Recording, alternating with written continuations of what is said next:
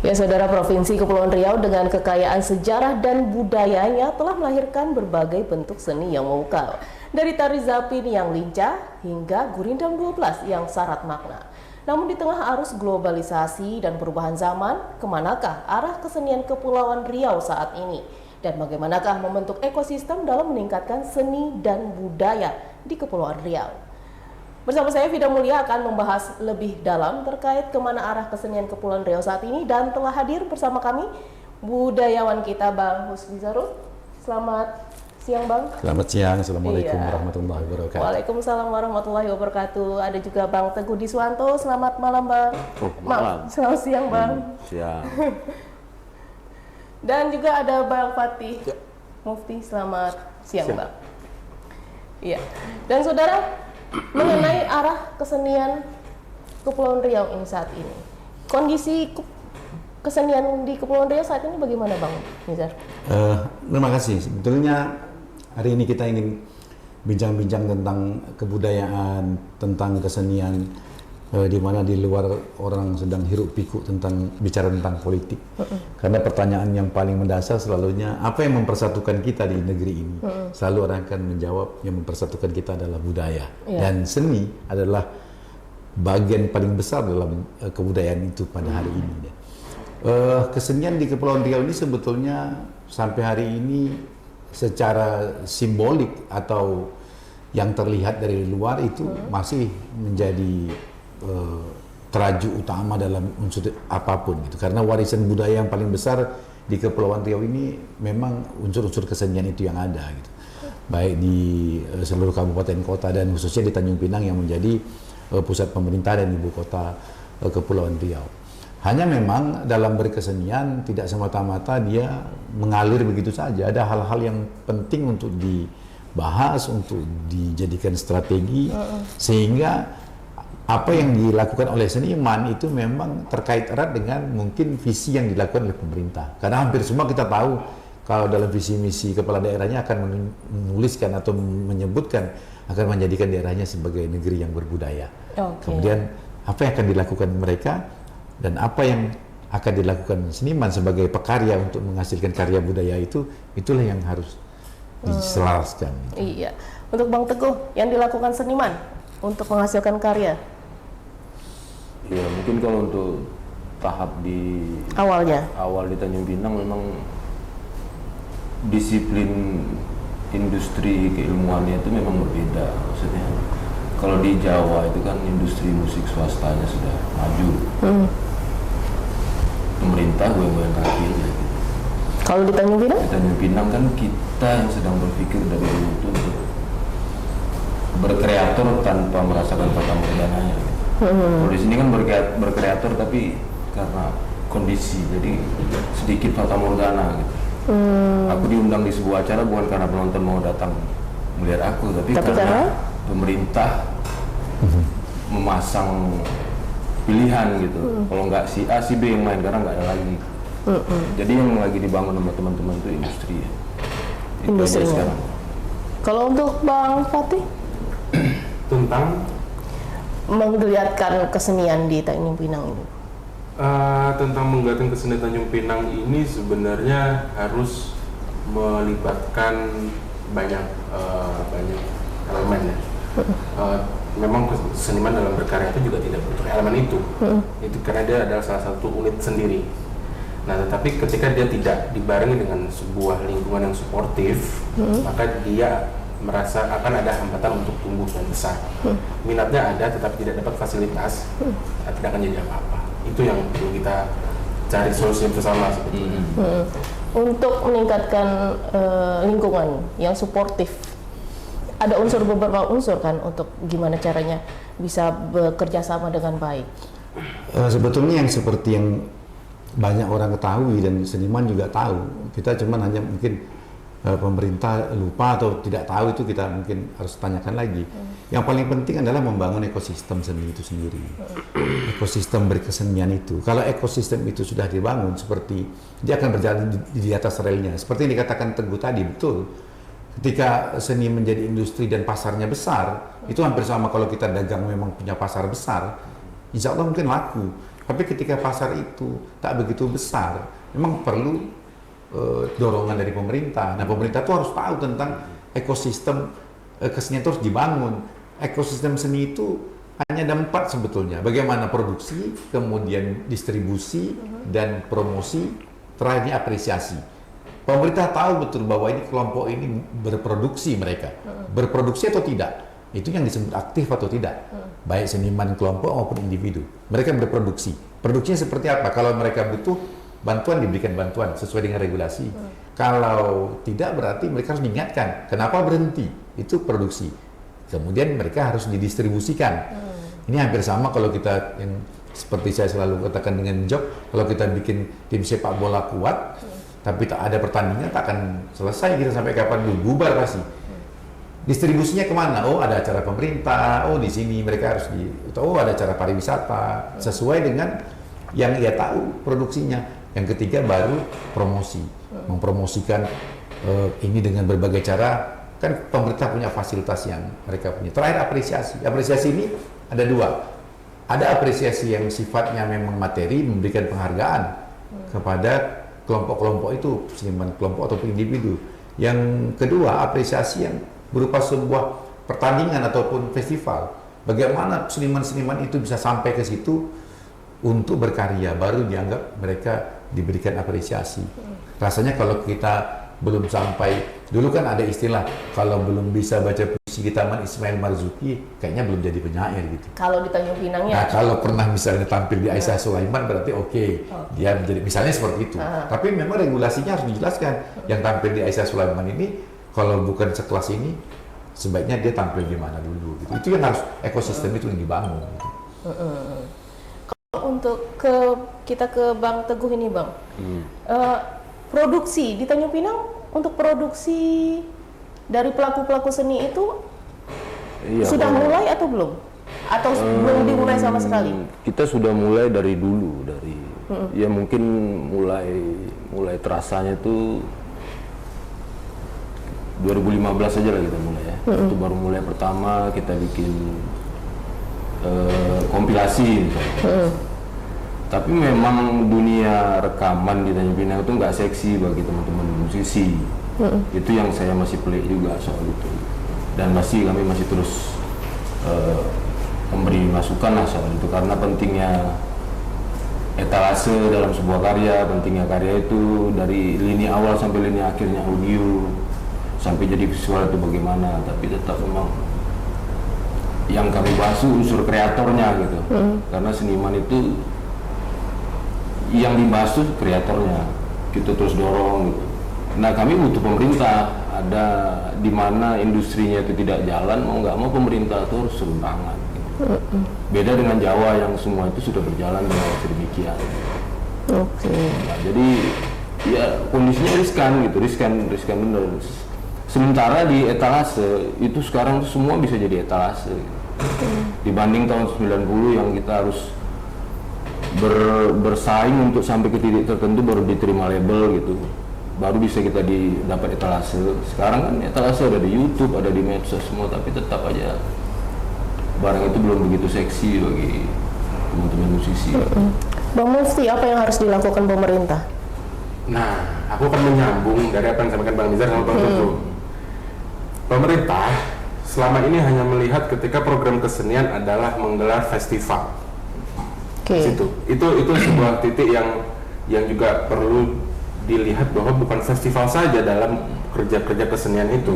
Kalau Bang Nizar tadi menganalogikannya dengan sepak bola, kalau berlatih terus tidak ada bertandingnya gimana? Begitu juga kalau bertanding terus tidak ada latihannya bagaimana? Festival itu artinya perayaan. Fest itu dari kata fiesta yang berarti perayaan. Perayaan dari apa? Festival musik, ada nggak pembangunan musiknya? Ekosistemnya ada nggak? Terus ngerayain apa di atas panggung? Ya juga dengan sastra, dengan tari. Nah, itu yang harus direvisi, bahwasanya berkesenian bukan melulu membangun festival. Berarti ada yang lain juga. Ada yang lain. Tapi pengertian festivalnya juga salah paham di sini. Festival itu jadi sebuah kompetisi di sini. Harusnya festival itu seperti apa? Silaturahmi. Nah, silaturahmi dari sebuah produksi.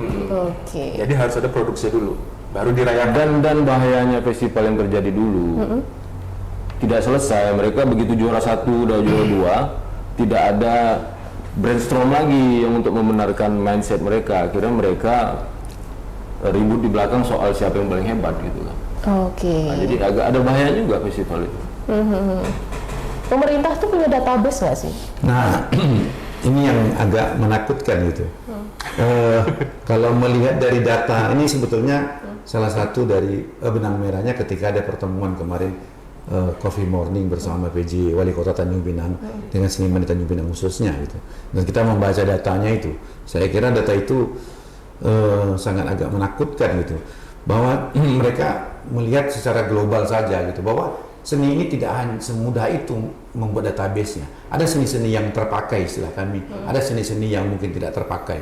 Seni-seni yang terpakai itu saya kasih contoh, misalnya kalau kita bikin sanggar di persembahan, itu insya Allah dipakai gitu. Karena semua akan pakai itu.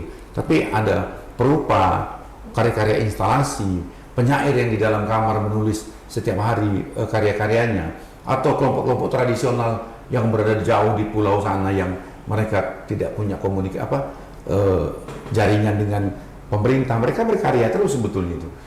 Nah, kita melihat data itu, kita lihat, wah ini ada campuran. Seni ini kan sebetulnya cuma ada 5, dibawa kemana-mana tak akan hilang ya. Hanya ada sastra, ada musik, ada tari, ada seni rupa, teater, film.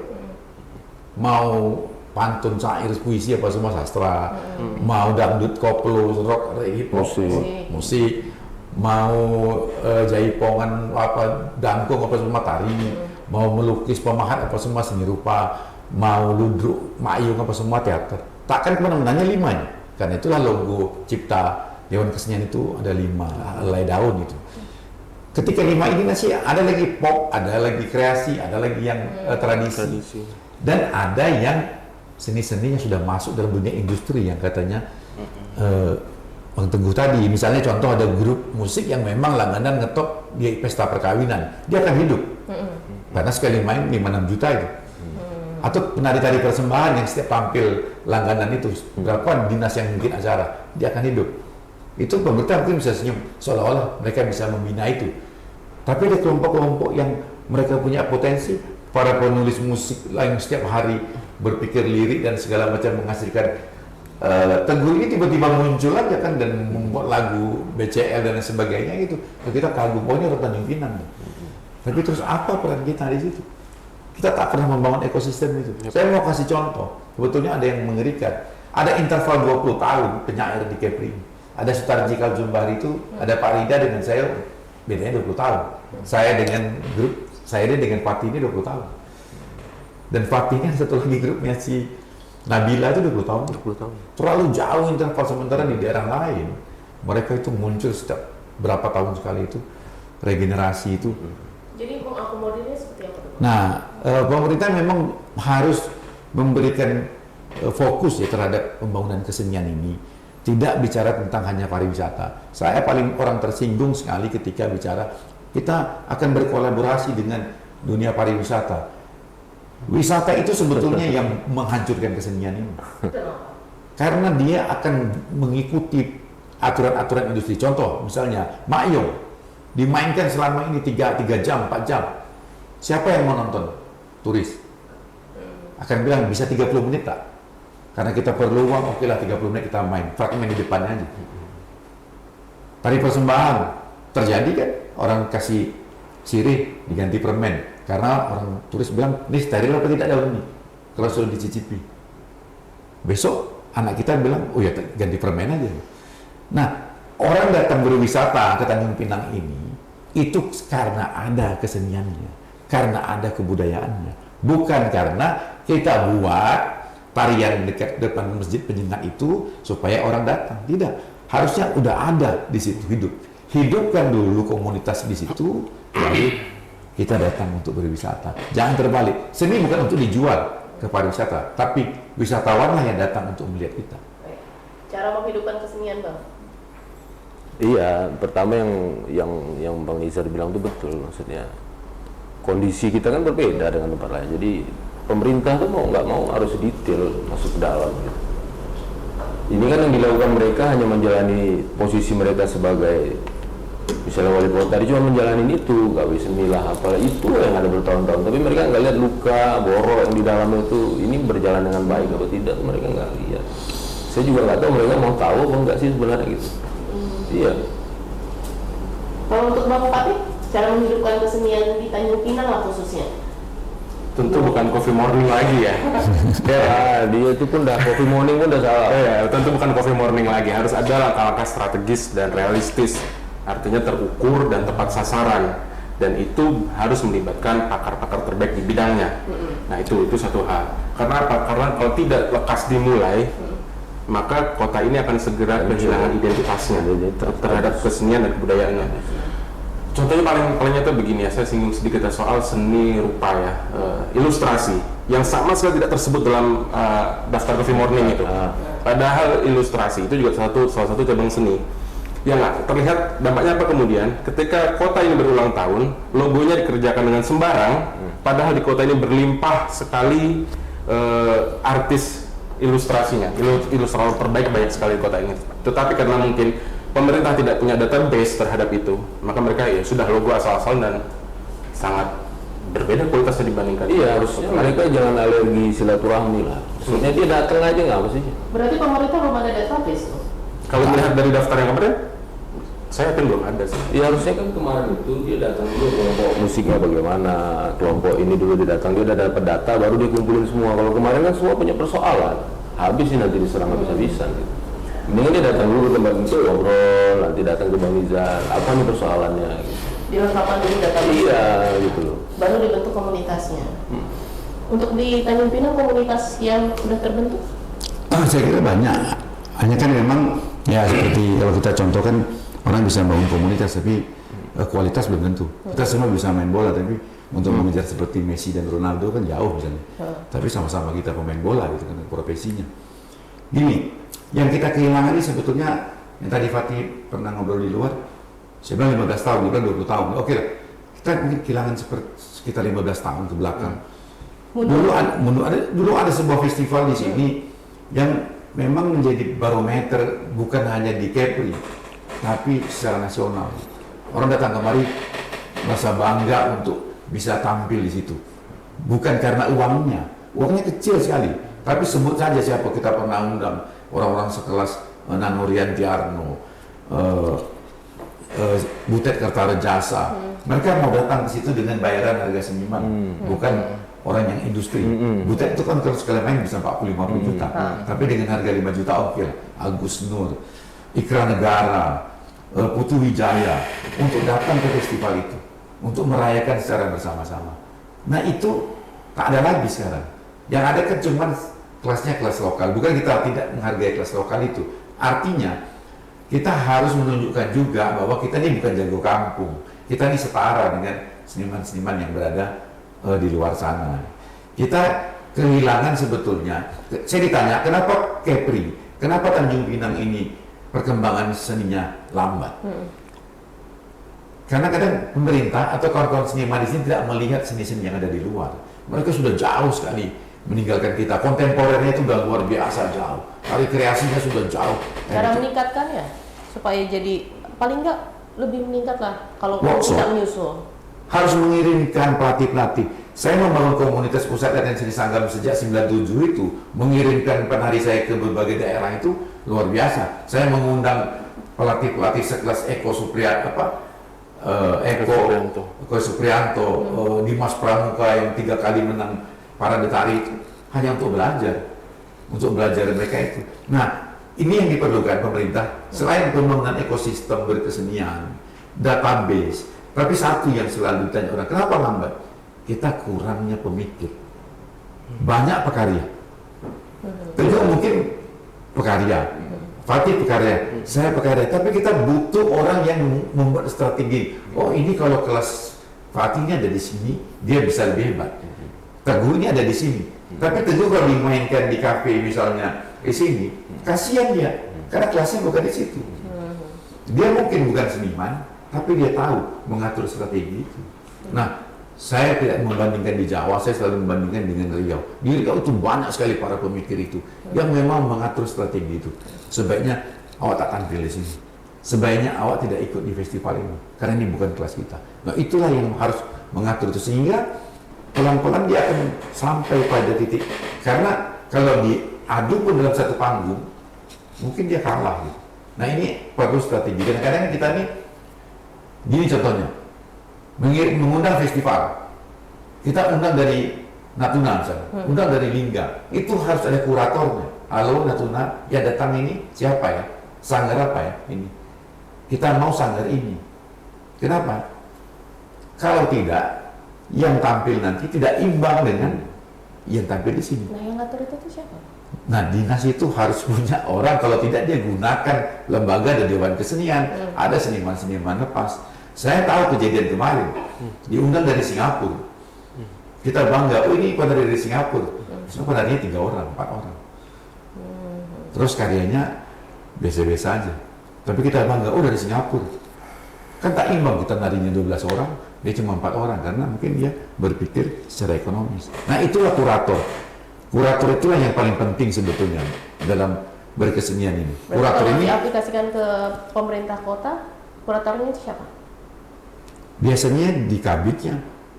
Atau orang-orang praktisi yang ada di situ. Hanya yang jadi masalah, kadang-kadang dinas itu mereka merasa mampu untuk mengerjakan sendiri.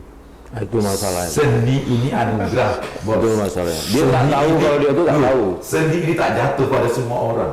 Iya. Dia anugerah.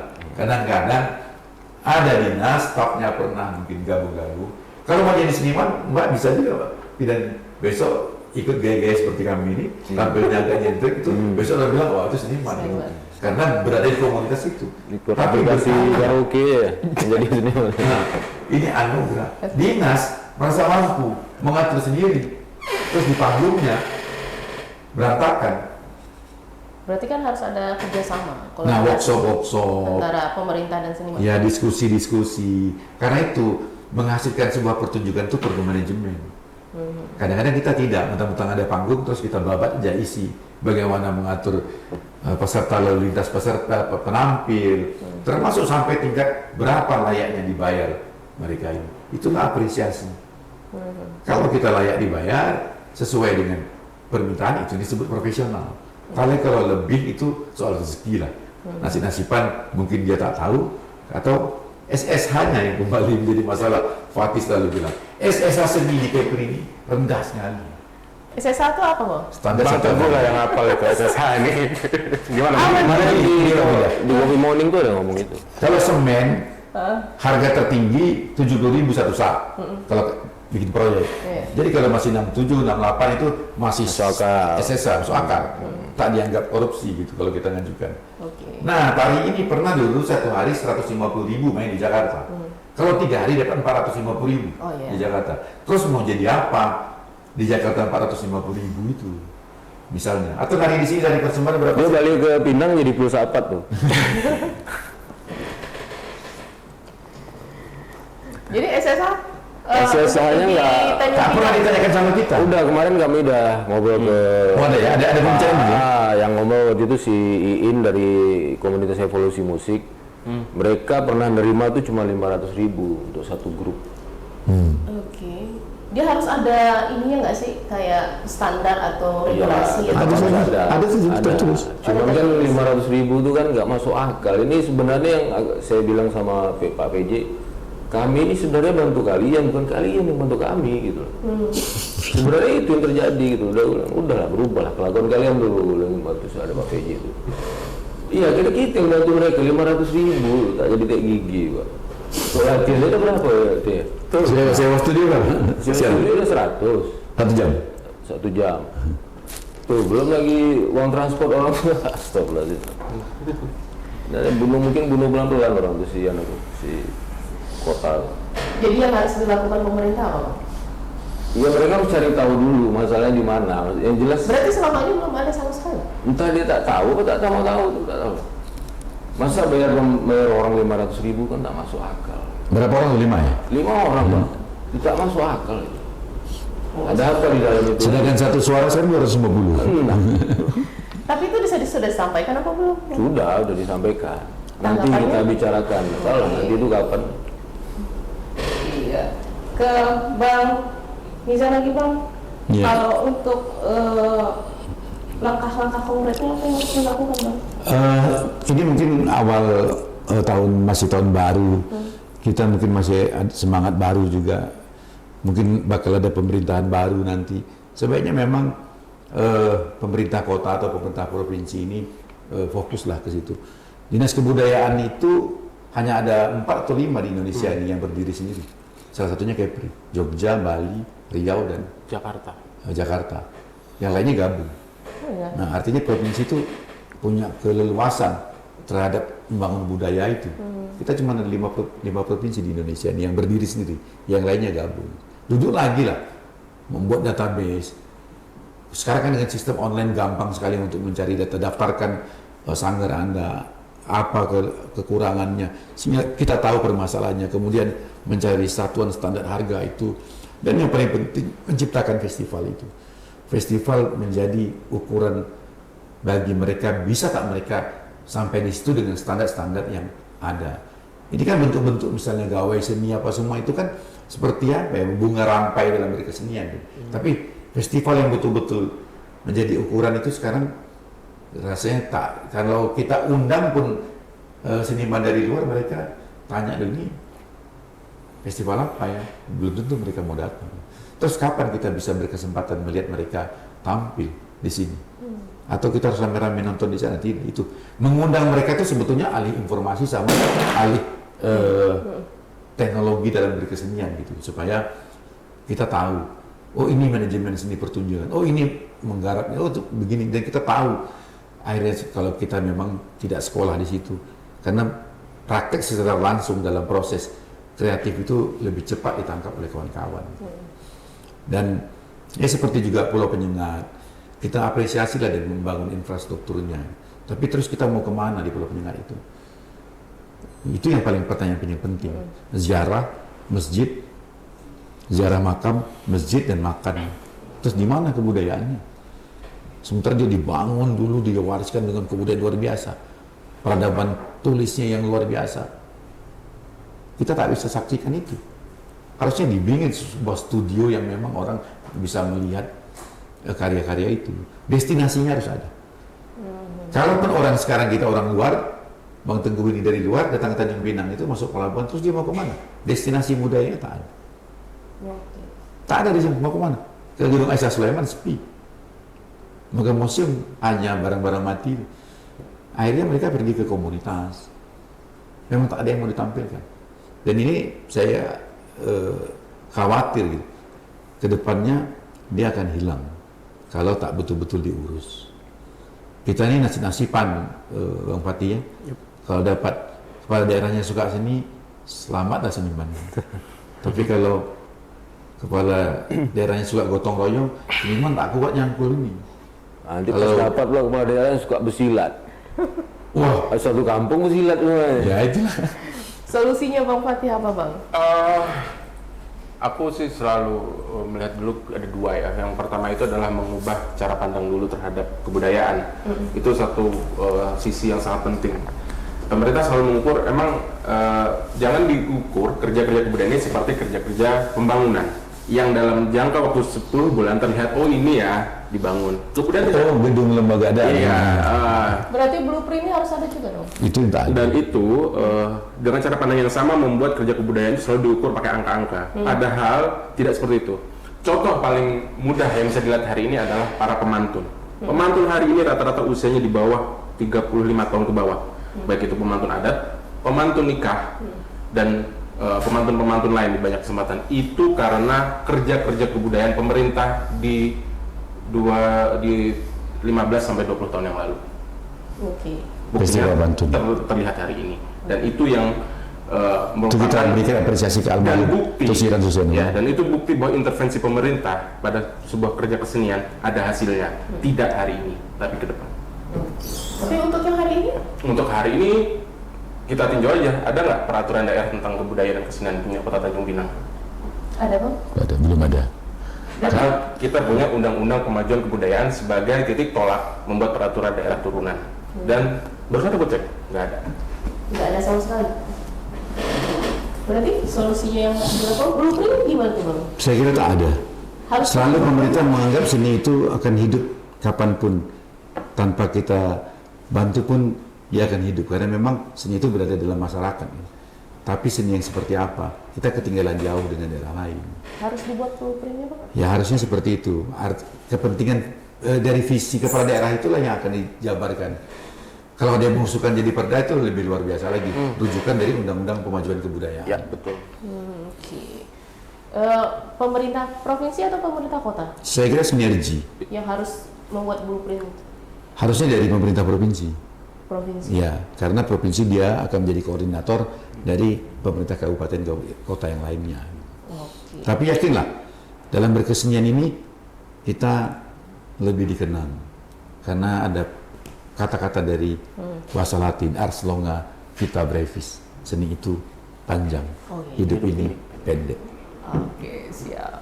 Terakhir Bang, himbauan untuk pemerintah, untuk seniman yang Ya. ada di Kota Tanjung Pinang, Provinsi Riau, Himbauan buat apa?